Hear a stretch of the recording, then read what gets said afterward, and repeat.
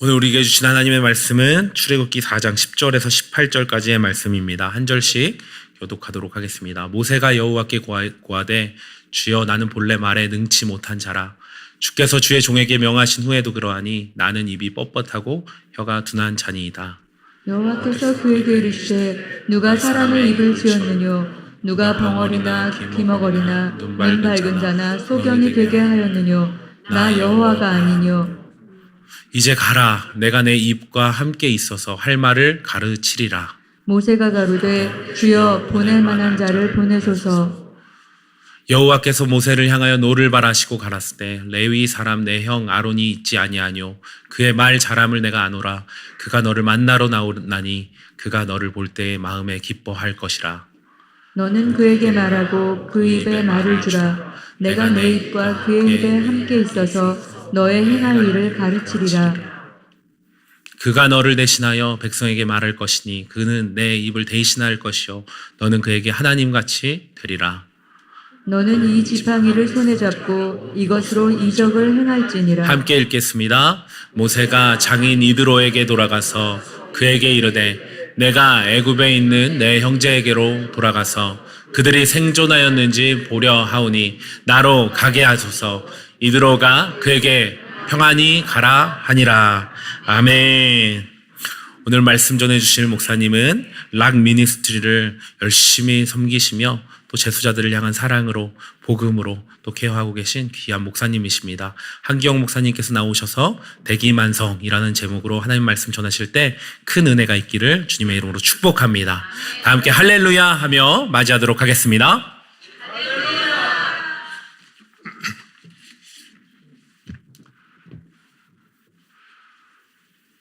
제가 퀴즈 하나 드리겠습니다. 사복음서에서 그 동방박사 얘기가 어느 책에 나옵니까?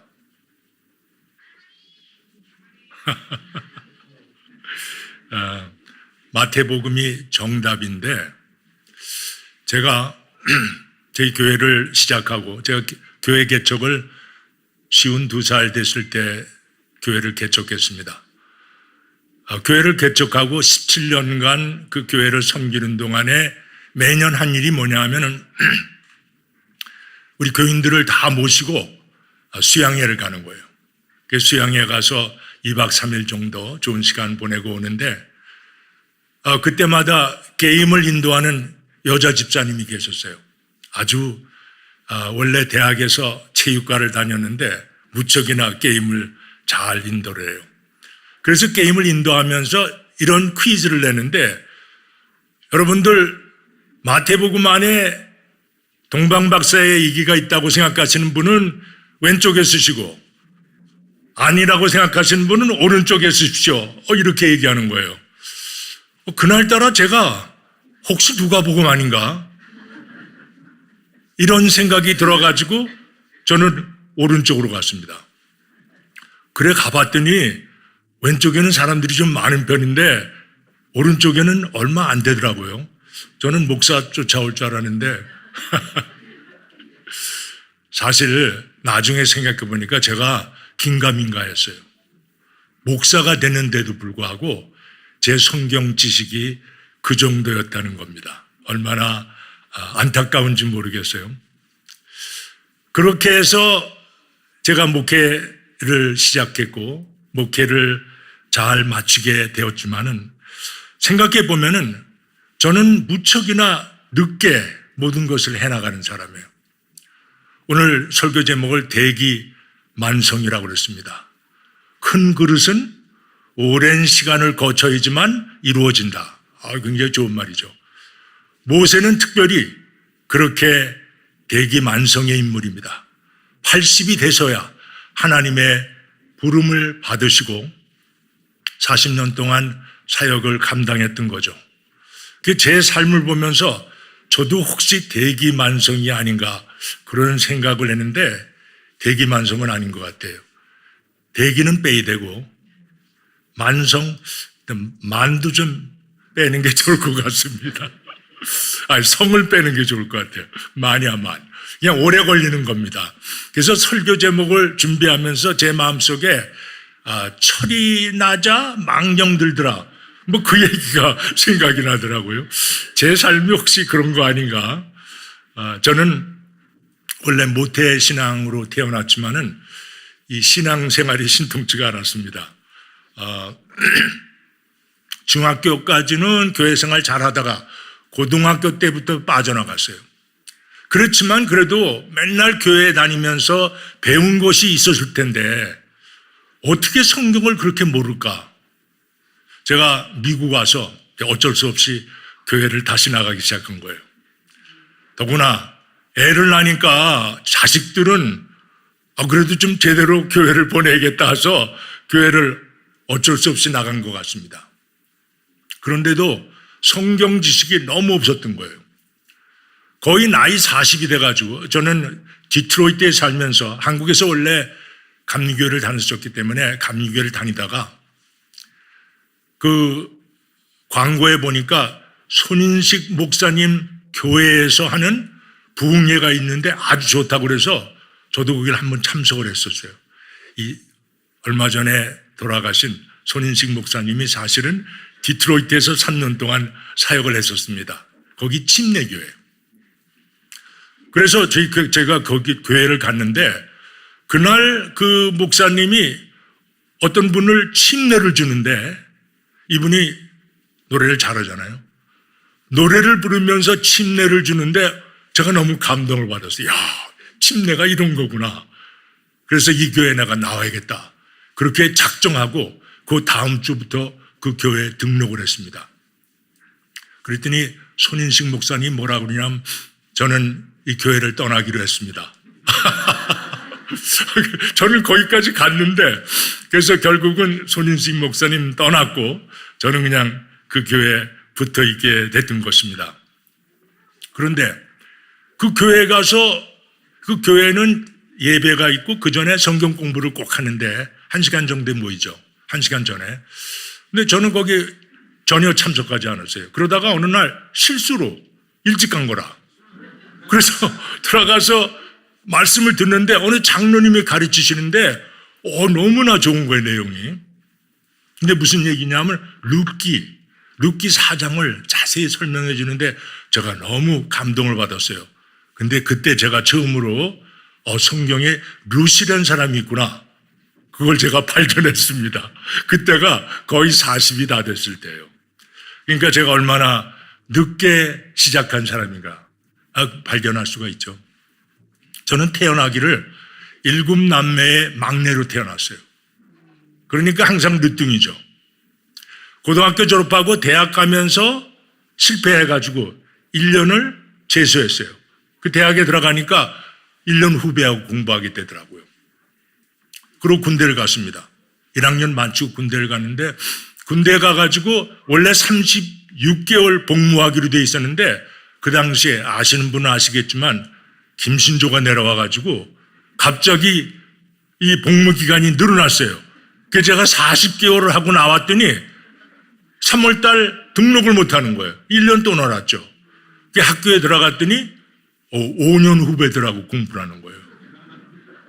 그리고 직장 생활을 하다가 제가 공부를 좀 더 해야겠다고 그래가지고 카이스트, 그 당시에는 카이스트라고 불렀습니다. 한국과학원에 입학을 했습니다. 그랬더니 7년 후배하고 공부하는 거예요.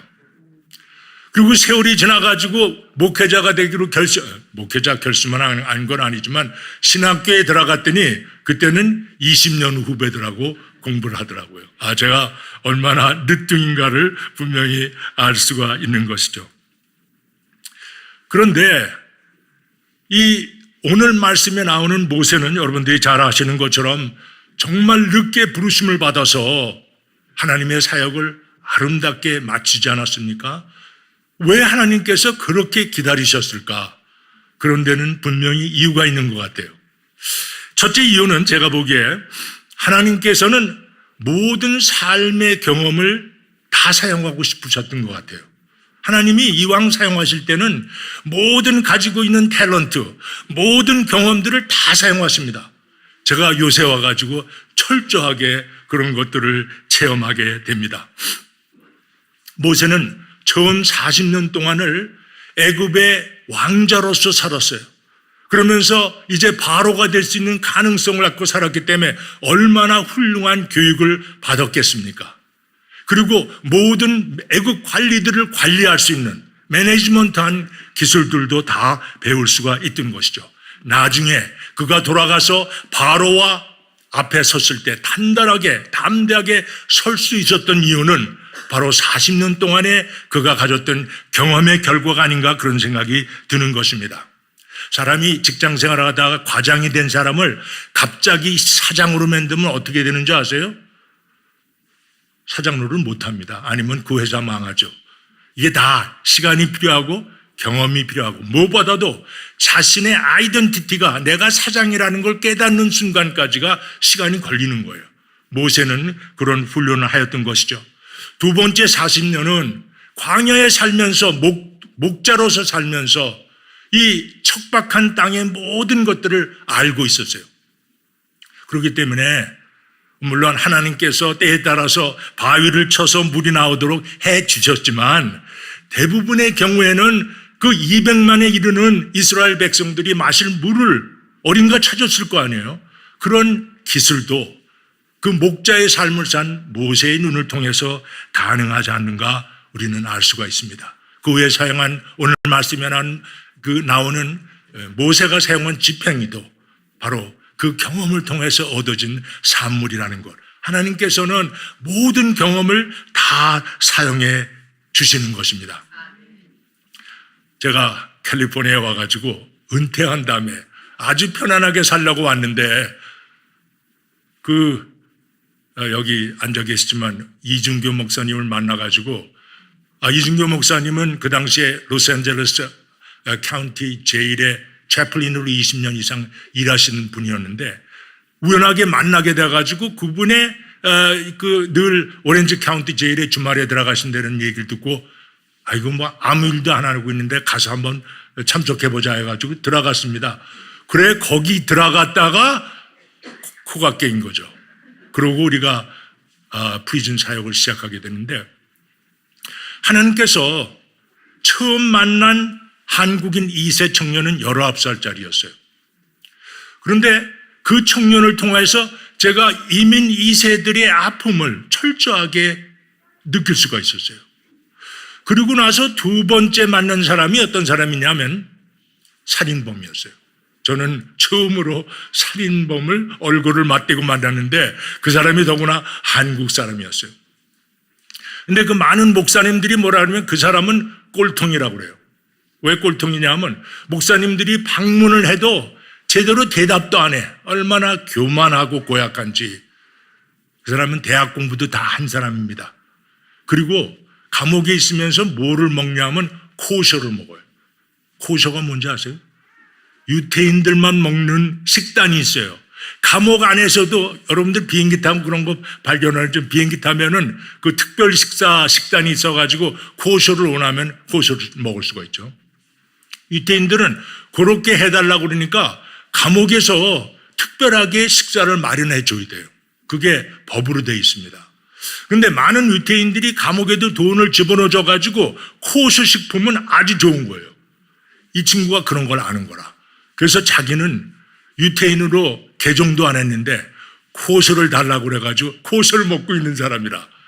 그러니까 목사님이 찾아가면은 한국 목사님들 굉장히 우습게 알고 뭐 그렇게 살던 사람이었는데 제가 한번 가겠다고 그래서 그 사람을 만나게 됐어요. 처음 만나서 보니까 진짜 꼴통이더라고요. 근데 그 사람하고 얘기를 하다가 뭐라고 나한테 물어보냐면 제가 미시간에 33년 살았다고 그러니까 혹시 이 목사님 아세요? 하면서 목사님 이름을 대는데 놀랍게도 미시간에 목사님 많거든요. 물론 LA에는 비교가 안 되지만은. 근데 제가 아는 분이에요. 아는 분일 뿐만 아니라 제가 사업할 때 돈이 잘 들어오고 있을 때 지원해 드렸던 선교사님이에요. 그분이 거기 좀 나가기 싶은데 그 여유가 안 돼서 못 나가서 안타까워하는 그런 상황에서 저희가 돈을 충분히 대드려가지고 선교사역을 시작하게 됐고 성공을 하셨어요. 얼마 전에 주님 품에 가셨지만은 그 목사님 얘기를 하더라고요. 그래서 내가 알지. 그래서 얘기를 시작했더니 이 친구가 그 목사님의 사위야. 그러니까 제가 교회 다닐 때 그 교회에 그 목사님의 막내딸하고 제 딸이 주일학교에 같이 있었던 거예요. 그러한 그 내용을 듣고 나니까 이 친구의 그 생각이 달라지는 거예요. 그때부터 마음을 터놓고 얘기가 시작되는데 저하고 정말 좋은 교제가 시작됐습니다. 제가 프리즌 사역을 하면서 발견하게 되는 것은 하나님께서는 절대로 손해 안 보시는 분이다.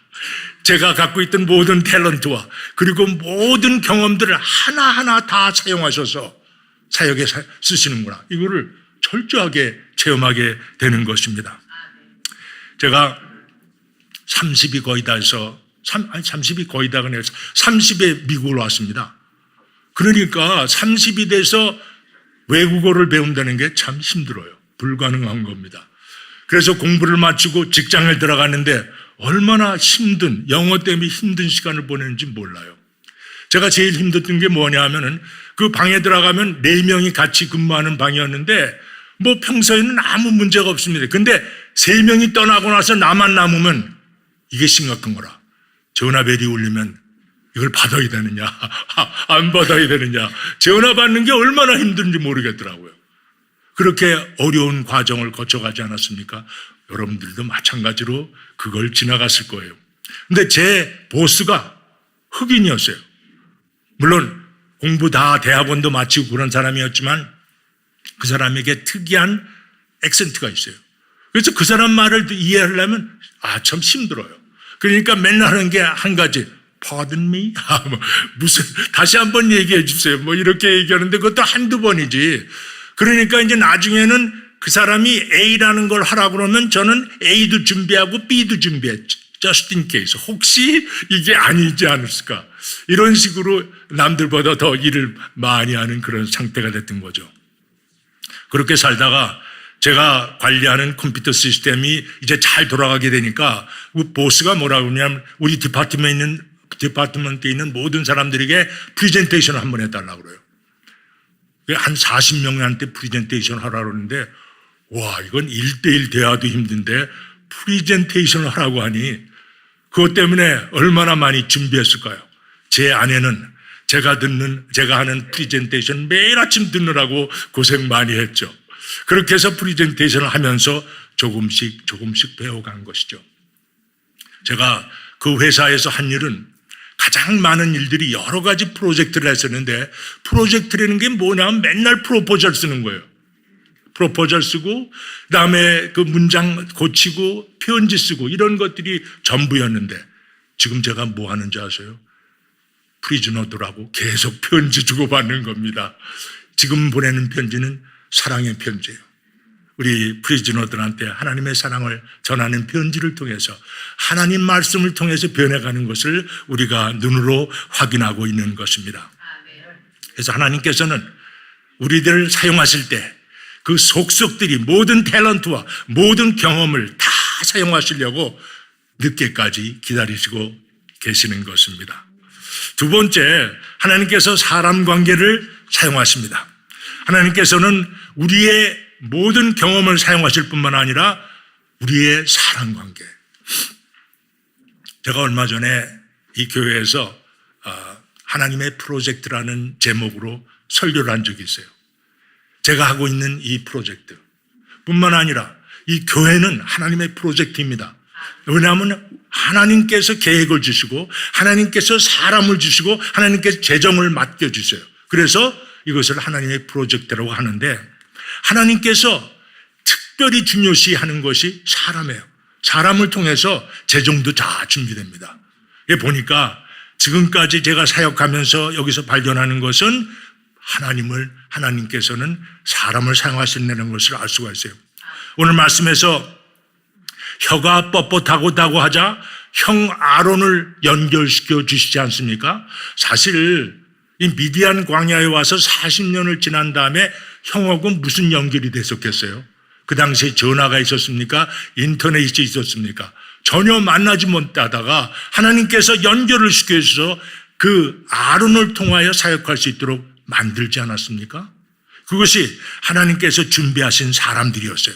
오늘 말씀 마지막에 나온 이드로라는 사람은 모세의 장인이었는데 그가 모세의 멘토였어요. 그를 통해서 사실은 모세가 그 수많은 사람들의 그 원한을, 그 사람들의 요구를 들어주려고 재판관 노릇하는 건 너무 힘든 거예요. 그때 이드로가 1000부장을 세워라, 50부장을 세워라, 10부장을 세워라 이런 것들을 가르쳐주고 도와준 것이 이드로죠. 이드로의 그 멘토 역할이 큽니다. 뿐만 아니라 그 모세의 누님 미리암을 불러서 그를 선지자로 또한 여성들의 지도자로 사용하실 수 있었던 것은 바로 하나님께서 사람을 준비해 주신 것입니다. 제가 캘리포니아에 올 때 아는 사람이 전혀 없었어요. 그 좀 황당하더라고요. 제가 미국에 오래 살았는데 더구나 디트로이트에서만 33년을 살았는데 캘리포니아에 오니까 아는 사람이 하나도 없는 거예요. 그런데도 불구하고 하나님께서 사역을 시작하게 해 주셨거든요. 그런데 보니까 그 후에 하나님께서 사람들을 붙여주시는데 참 놀랍더라고요. 물론 그 중에 제일 중요한 것이 아름다운 교회입니다. 저는 이 은퇴 목사들이 고민이 뭔지 아세요? 교회를 못 찾는 거야. 어디 갈 만한 데가 없어요. 제가 디트로이트에 있었으면 제가 세운 교회, 지금도 잘 자라고 있으니까 거기 나가면 되죠. 근데 여기 와서 갈 데가 없는 거예요. 그래서 고민을 많이 했었는데 이 코비드-19 시즌을 통해서 이 비디오로 예배를 드리는 가운데 이 교회를 발견하게 되지 않았습니까? 저희가 아름다운 교회로 와서 제가 지금 신앙생활 다시 시작하고 있습니다. 고 목사님의 말씀을 통해서 특별히 고 목사님의 말씀이 저한테 엄청난 힘이 되는 것은 새벽 기도의 말씀이에요. 이 주일날 일주일에 한 번 만나는 거는 사실 충분한 기회가 못 됩니다. 새벽 기도 나올 때 그 고 목사님은 굉장히 시스테메릭해요. 아주 체계적으로 필요한 종목들을 다 만들어서 아침마다 먹여주시는데 제가 그 말씀을 받고 하루를 살아가는 거예요. 이것이 옛날에 제가 교회 생활할 때 집사로 있을 때 평신도로 있을 때 필요한 그런 교회였어요. 근데 지금 여기 와서 제가 그 교회를 발견하게 된 거예요. 얼마나 감사한지 모르겠어요. 더구나 저희가 4050이라는 걸 만들었습니다. 들어보셨는지 모르겠어요. 1940년대에 또는 1950년대에 태어난 목사들이, 은퇴 목사들이 아름다운 교회에 나온 사람들을 모아서 만든 것이 아름다운 교회 4050 모임입니다. 고 목사님이 안 계시기 때문에 지난 월요일부터 토요일까지 그 목사님들이 다 설교하고 제가 이제 마지막 타자예요. 4050을 통해서 우리들이 모여서 교제하는 것이 얼마나 큰 기쁨인지 모르겠어요. 그래서 저는 옛날에 교회 다니면서 참 힘든 때 많았거든요. 목사님 마음에 안 들어서도 그랬지만은 많은 경우에 교회에 분란도 많고 근데 제게 와가지고 얼마나 편한지 모르겠어요. 물론 제가 매일같이 매주마다 설교할 책임이 없어서 그랬는지 모르지만 아주 편안하게 신앙생활 잘하고 있습니다. 얼마나 감사한지 모르겠어요. 여러분들이 그런 축복 가운데 살고 계신다는 사실을 믿으시기 바랍니다. 제가 이제 사역을 하다가 이 청년들을 만나고 나서 책을 썼어요. 일생의 처음으로 책을 써요. 너무 하나님께서 감동을 주셔서 책을 주셨는데 이제 출판을 할 때가 됐거든요. 근데 뭐 아이디어가 없는데 하려고 그러니까 최소한 5,000불이 든대요.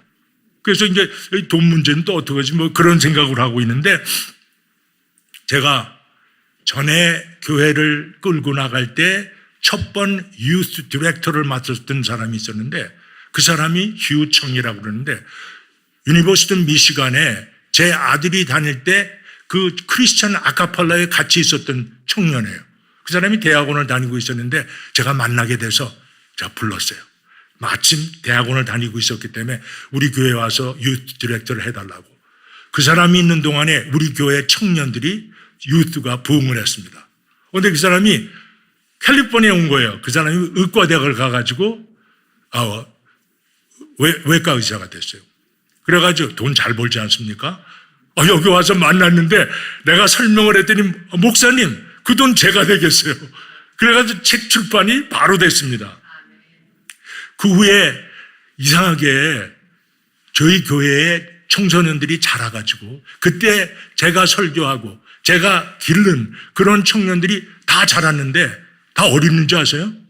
캘리포니아를 봤어요. 그래서 놀랍게 하나님께서 미리 보내주신 것 같아요. 저희가 그 청년들의 도움을 얼마나 많이 받는지 모르겠습니다. 지금 저희 사역을 도와주는 교회가 11교회가 있습니다. 물론 가장 중요한 교회는 아름다운 교회죠. 그런데 미시간에 있는 그 선교비 통계를 볼 것 같으면은 미시간에 있는 조그만 우리 교회, 그 교회가 선교비를 제일 많이 보내요. 엄청 많습니다. 그러니까 아니 그 좁은 교회가 어떻게 이렇게 많은 선교비를 할 수 있느냐? 이제 어떻게 된 거냐면 그 교회에서 보내는 거는 아주 적은 금액 매달 보내고 있습니다. 지금까지도.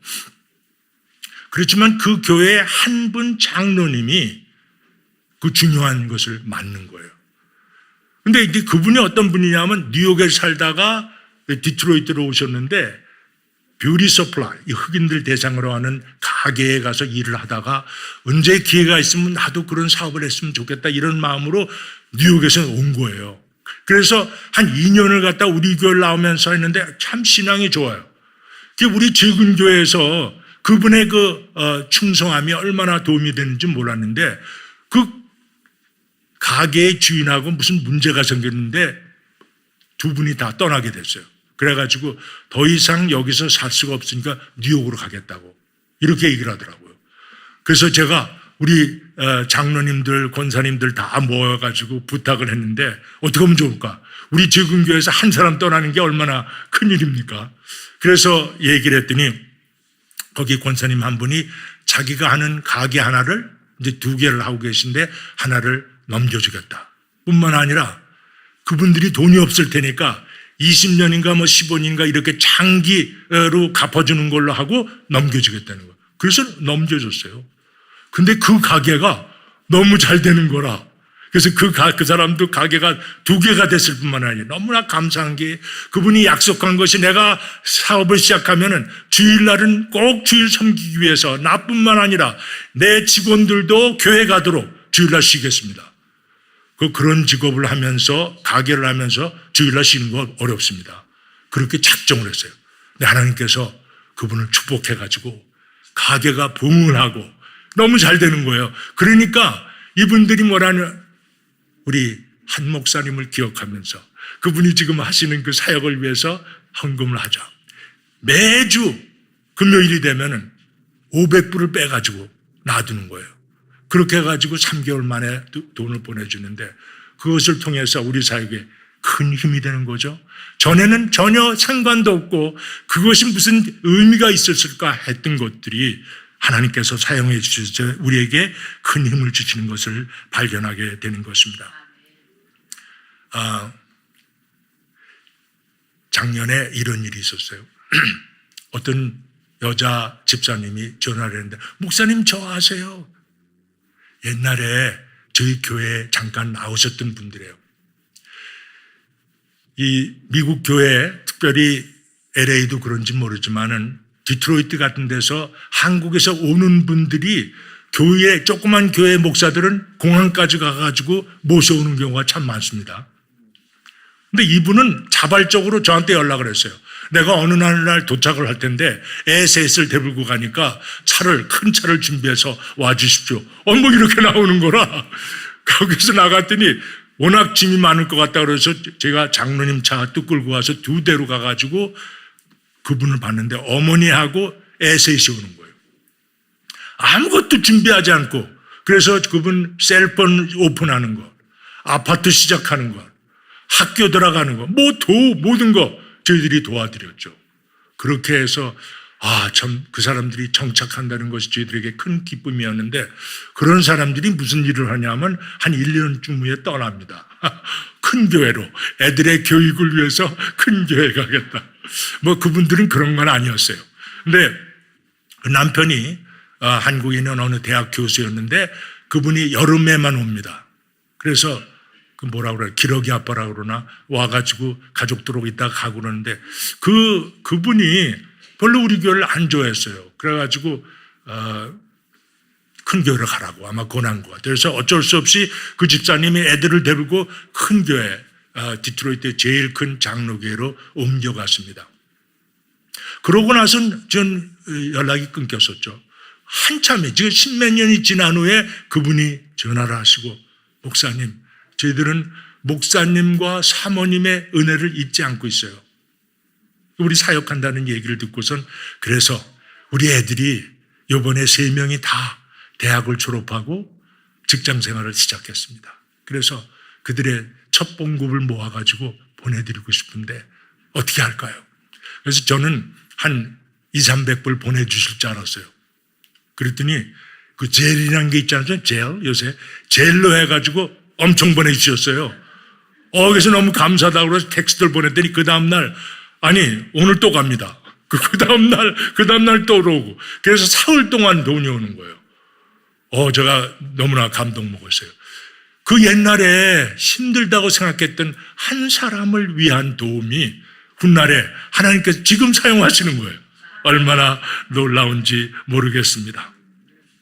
하나님께서 경험을 쓰시고 하나님께서 모든 연결과 사람들을 사용하시면서 하나님께서 기뻐하시는 사역을 만들어 나가시는 거예요.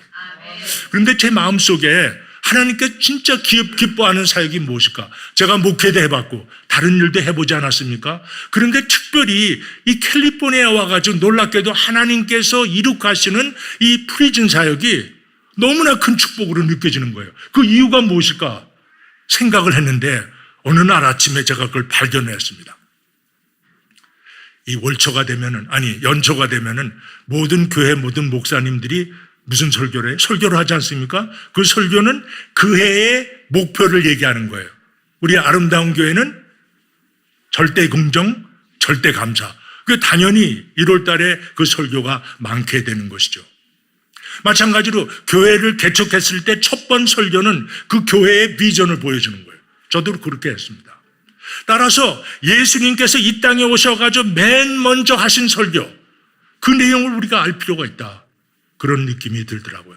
예수님께서 첫 번에 하신 설교 내용, 누가복음 4장 18절에서 19절까지 말씀 우리 천천히 같이 한번 읽어보겠습니다. 주의 성령이 내게 임하셨으니 이는 가난한 자에게 복음을 전하게 하시려고 내게 기름을 부으시고 나를 보내서 포로된 자에게 자유를, 눈먼 자에게 다시 보게 함을 전파하며 눌린 자를 자유케 하고 주의 은혜의 해를 전파하게 하려 하심이라 하였더라. 그날 예수님께서는 설교 내용이 없었어요. 그저 이사야서 61장 1절 내용을 읽어주신 거라고요. 그렇지만 그것이 바로 예수님께서 이 땅에 오신 목적이에요. 이 예수님이 사역 대상이라고 생각했던 사람이 누군가 봤더니 가난한 자예요. 그들이 누군가 봤더니 포로된 자예요. 프리즈너. 눈먼 자예요. 그리고 눌린 자예요. 그래서 예수님께서는 항상 과부와 고아야의 신경을 쓰셨고 예수님께서는 세리와 그리고 창녀와 죄인들과 함께 지내셨어요. 그 이유가 뭘까? 바로 하나님의 사역 대상이 그런 분들이라는 것을 우리가 알게 되는 것이죠. 그래서 그런 죄인들이 제일 많은 데가 어딘가? 감옥이죠, 당연히. 그래서 감옥 사역에는 하나님의 특별한 하트가 있다는 것을 제가 발견하게 된 것입니다. 제가 저희 사역 내용을 잠깐 비디오로 보시겠습니다. The United States is often referred to as the prison kingdom of the world. While the U.S. population accounts for less than 5% of the world's population, it holds nearly a quarter of the world's prison population. According to recent statistics, there are approximately 2.3 million people incarcerated in U.S. prisons and jails. In California alone, combining the populations of 35 state prisons and 150 county jails exceeds 200,000. However, it is said that about 600,000 people are released from incarceration each year. If all 2.3 million people were released within 3 to 4 years, there should be no one left in prison. However, the actual prison population in the U.S. still remains around 2.3 million. The reason for this is that 2/3 of those released from prisons and jails are reincarcerated within 3 years. This phenomenon is called recidivism. Due to a recidivism rate of about 67% in the U.S., the prison population does not decrease, and criminals continue to cycle through prison throughout their lives, perpetuating a tragic cycle. Why is the recidivism rate in the U.S. so high? The 3 main reasons are as follows. Firstly, it's because individuals released from prison find it difficult to secure necessary employment and housing to establish themselves in society.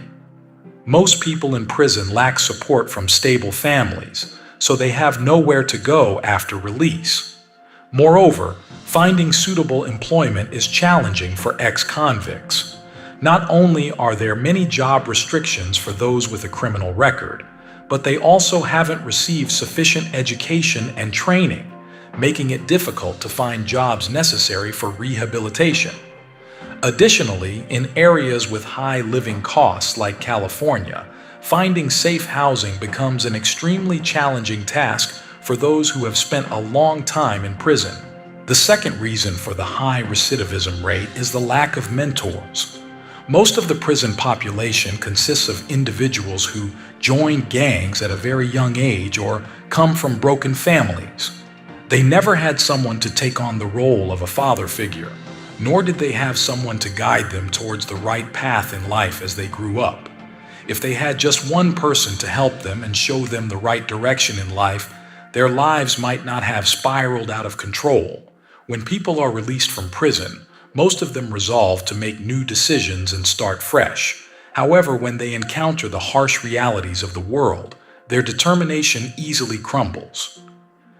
At that moment, if they have someone to stand firm and guide them, the likelihood of returning to prison significantly diminishes. The third reason for the high recidivism rate is drug addiction. Over 80% of the California prison population consists of drug addicts. The reason the United States has become a prison kingdom is probably due to its status as a drug haven. With the legalization of marijuana, drugs are thriving, and recent records show that over 100,000 people die each year from overdosing on opioids and fentanyl. In such a situation, drugs are even infiltrating elementary schools. Anyone can order drugs online from anywhere in the United States, and it's even easier to keep buying drugs inside prison if you have money. Drug addiction is difficult to treat. Someone who repents and becomes a pastor confessed that he could never be sure he had completely quit drugs. Why would a pastor say such a thing? It shows how strong the temptation of drugs is. It's clear that without God's power, breaking free from drugs is almost impossible. Therefore, as long as the problem of drug addiction is not resolved, even if someone is released from prison, the probability of being caught and returning is very high, thus perpetuating the high recidivism rate. The Locke Ministry was established in August 2018 to help souls trapped in the vicious cycle of high recidivism. Locke is a device or structure to regulate the flow of water and raise or lower vessels between different water levels along the waterway. Just as locks regulate the flow of water between different levels, the Locke Ministry aims to assist individuals leaving prison in adapting to society and living new lives. The Locke Ministry offers support and training to facilitate their full recovery and healthy reintegration into church and society, ultimately helping them experience the kingdom of God through faith. Additionally, the word LOCK can stand for Love of Christ's Kingdom, Learn on Christ's Kingdom, and Live out Christ's Kingdom. Therefore, the ministry's work is divided into 3 stages: love, learn, and live stages. This involves experiencing the love of Jesus Christ, learning God's Word, receiving vocational training, and ultimately living a fulfilling life in society. To achieve these goals, the Locke Ministry is currently undertaking 3 projects: the P1 Project, the Potter's Hands Project, and the Potter's House Project. P1 프로젝트는 시편, 우리 P1이 시편 1편을 말합니다. Psalm chapter 1. 시편 1편에서 복 있는 사람은 오직 여호와의 율법을 즐거워하여 그 율법을 주야로 묵상하는 자로다 했기 때문에 말씀을 프로모트하자. 그래서 이 성경을 필사해서 우리한테 보내주는 사람들에게 장당 일부를 줍니다. 뿐만 아니라 보너스도 있어요. 마태복음 끝나면은 20불, 요한계시록 끝나면 30불, 말라기 끝나면 100불에서 1189장 성경을 다 끝내면은 저희가 1339불을 지원합니다. 지금까지 거의 10만 불이 나갔어요. 수료자가 14명, 금년에는 특별히 이제 시간이 많이 갔기 때문에 수료자가 계속 나오고 있습니다. 그래서 이 재정을 마련하기 위해서 P1 프로젝트 펀드라는 것을 만들었어요. 우리 고승희 목사님 아이디어를 따가지고. P1 프로젝트 펀드는 계정당 1200불, 그래서 때에 따라서는 일시불로 주시는 분들이 많지만은 한 달에 100불 또는 50불로 해서 1년 또는 2년에 맞출 수가 있습니다. 두 번째 프로젝트는 Potter's Hands 프로젝트. 이들에게, 감옥에서 나온 사람들에게 직업 교육을 시키자 해서 만든 것이 임브로이더리 머신하고 가멘트 프린팅 머신을 사용해가지고 직업 교육을 하며 사업을 하고 있습니다. 우리 아름다운 교회에서 사용하는 모든 여름 성경학교 셔츠들 이런 것들 다 저희들이 만들어 가고 있죠. 특별히 P1 프로젝트가 지금 P1 프로젝트에는 영어로 하는 것과 스페니쉬를 하고 있습니다. 제가 감사를 드리고 싶은 것은 지금 만든, 조금 아까 만든 그 비디오를 누가 만드셨냐 하면 우리 아름다운 교회의 아리엘 송 집사님께서 만드셨습니다. 아주 고급 퀄리티죠. 뿐만 아니라 아리엘 송 집사님과 그 다음에 이 와이프 되시는 데보라 두 분이 우리 스페니쉬 멘토로 일하고 계세요. 얼마나 감사한지 모르겠습니다. 마지막으로 세 번째 파로스 하우스 프로젝트는 이들에게 기숙사를 제공하고 싶어서 하고 있지만 워낙 캘리포니아 집값이 비싸기 때문에 지금 준비 중에 있습니다. 아마 금년에는 우리가 파로스 하우스를 시작하지 않을까 이런 생각이 드는 것입니다. 하나님께서는 이제 은퇴하고 제가 이 사역을 여기 와서 시작한 것이 71살 때입니다. 지금 77, 78에 도달하고 있죠. 하나님께서 놀라운 사역을 저희들에게 주심으로 인해서 저는 매일같이 기쁨으로 살고 있습니다. 얼마나 감사한지 모르겠습니다. 그리스도인이라면은 예수님의 사명을 따라야 한다고 생각합니다.